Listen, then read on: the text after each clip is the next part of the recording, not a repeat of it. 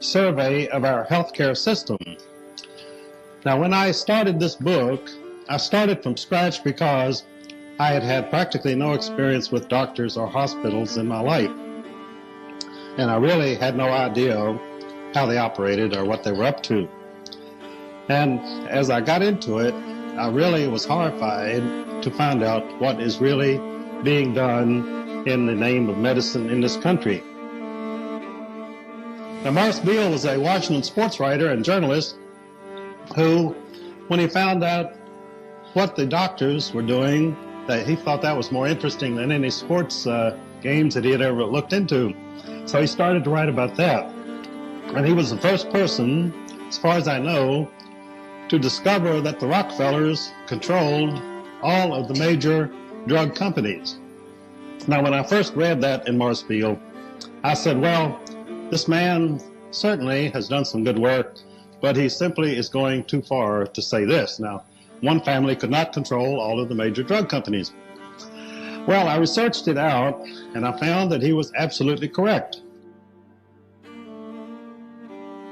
And in fact, in Murder by Injection, I give the list of officers and directors of each of the major 18 drug companies in the world, and every one of those companies has 2 or 3 people from the Rockefeller interests on their boards. So the influence is very blatant, it's omnipresent, and they do control this entire situation. Now, the third man whom I benefited from was, of course, the late Dr. Robert Mendelsohn, who died very untimely last year. And it was Dr. Mendelsohn who coined the phrase, the Church of Modern Medicine, because he said that medical practice had now become a temple and that its practitioners were beyond reproach. They were little tin gods, and that the people had to do whatever they were ordered to do by these people. He elaborated on this by saying that this Church of Modern Medicine has 4 holy waters, which are vaccination, fluoridation, silver nitrate, and intravenous feeding.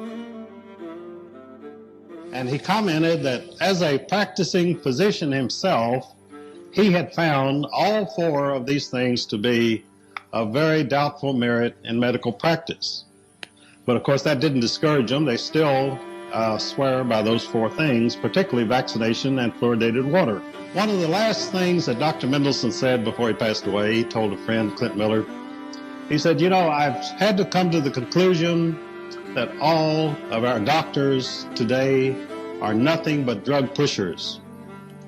And that was a harsh assessment, but I would tend to agree with him, because what the doctors are doing, they're simply writing prescriptions for the drug trust and loading people up with all these things. And in the Library of Congress, I found some very small, unknown books by various doctors, doctors who were dissenting from the medical practice over the past 50 or 60 years. One of them was a Dr. W.B. Clark of Indiana. And in his book, I found a very interesting sentence. He said, I never saw a case of cancer in an unvaccinated person. Now, he wrote this in 1936. So to me, that was quite a revelation. And other doctors have said the same thing, that vaccination is really a time bomb within the human system that can go off 5 years, 10 years, 40 years after you have the vaccination. You can have this time bomb go off. You can have a stroke, a heart attack, because it's always there in your system. You never get rid of it. And apparently it's always an alien force in your physique. Now, one of the things that I have found in the healthcare movement in this country is that we tend to be too modest about the situation. Some of them call it alternative healthcare. But I say that it's not an alternative, because the alternative really is death if you don't get away from this malpractice of the licensed physicians. So to me, the choice is between health care and unhealthy care. So what you want to find is the health care which will benefit you, and you want to stay away from the unhealthy care and the drugs and radical surgery of the AMA.